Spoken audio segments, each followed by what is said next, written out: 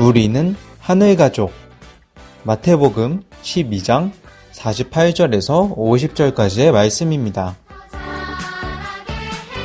말하던 사람에게 대답하여 이르시되 누가 내 어머니며 내 동생들이냐 하시고 손을 내밀어 제자들을 가리켜 이르시되 나의 어머니와 나의 동생들을 보라.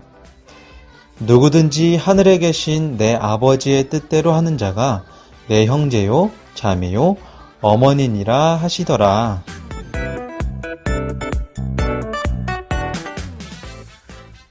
우리에게 가족은 매우 중요해요. 가족이라는 이름 아래서 엄마 아빠의 사랑을 받고 특별한 좋은 것들을 누릴 수 있기 때문이에요. 오늘 전도사님은 우리 친구들에게 또 다른 가족을 이야기해 보려고 해요. 그것은 바로 하늘가족이에요. 하늘가족? 그게 뭐예요? 예수님이 부르시고 모아주신 새로운 가족, 바로 예수님의 가족이에요.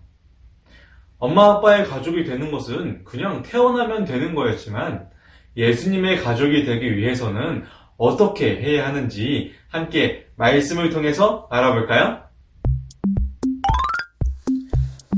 예수님께서 한 집에 들어가 많은 사람들을 가르치고 있었어요.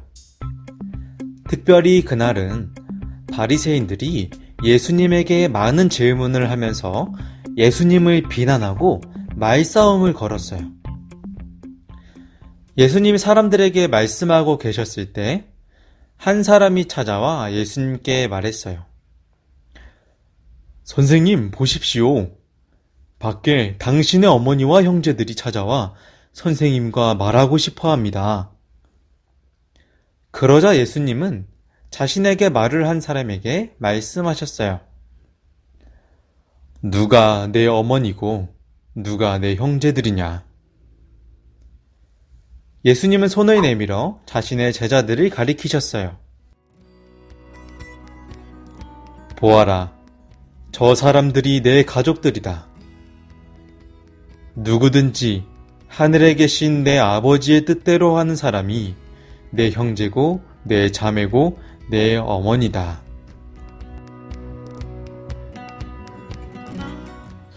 어떻게 예수님의 가족, 하늘가족이 될 수 있나요? 예수님께서는 하나님의 뜻대로 사는 사람, 다시 말해서 하나님의 말씀에 순종하는 사람이 예수님의 가족이라고 말씀하셨어요. 예수님께서 하늘가족을 이야기하셨을 때 그것을 들은 사람들은 놀랐어요. 왜냐하면 몸에서 태어난 우리 가족만을 생각했기 때문이에요. 사실 신기하게도 이스라엘은 모두 하나의 가족이라고 할 수 있어요. 왜냐하면 그들 모두가 공통된 조상, 아브라함이 있었기 때문이에요. 하나님께서 아브라함을 부르시고 이스라엘이란 나라의 시작이 되게 하셨어요. 그래서 이스라엘 사람들은 모두 나는 아브라함의 후손이야 라고 말했지요. 하지만 하나님께서 이스라엘이라는 큰 가족을 만드신 것은 그들이 하나님의 말씀에 순종하게 하시고 그들을 구원하기 위함이었어요. 그러나 이스라엘은 나는 아브라함의 후손이야 라고 말하지만 정작 하나님의 말씀에는 순종하지 않았어요. 그래서 예수님은 새로운 가족을 이야기하셨어요. 이 새로운 하나의 가족은 원래 하나님이 원하셨던 것처럼 하나님의 뜻대로 순종하는 사람들이 가족이 되는 거예요. 하나님의 아들이신 예수님이 아버지의 뜻에 순종했듯이 하나님의 뜻에 순종한 모든 사람들이 하나님의 아들, 하나님의 딸, 즉 예수님의 가족이 되는 것이죠. 오늘 예수님께서 순종하는 사람이 내 가족이다 라고 이야기하신 것은 우리를 하늘 가족으로 초대하시는 거예요. 하나님의 뜻대로 사는 사람들이 바로 내 가족이란다. 너희들도 내 가족이 되자.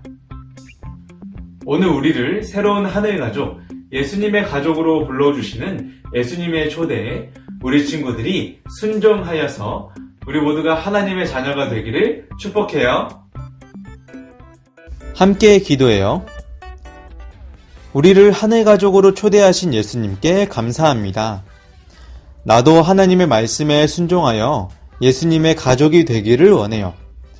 예수님께서 순종하셨듯이 나도 순종하여 하나님의 자녀가 되게 해주세요. 하나님의 아들 예수님의 이름으로 기도합니다. 아멘.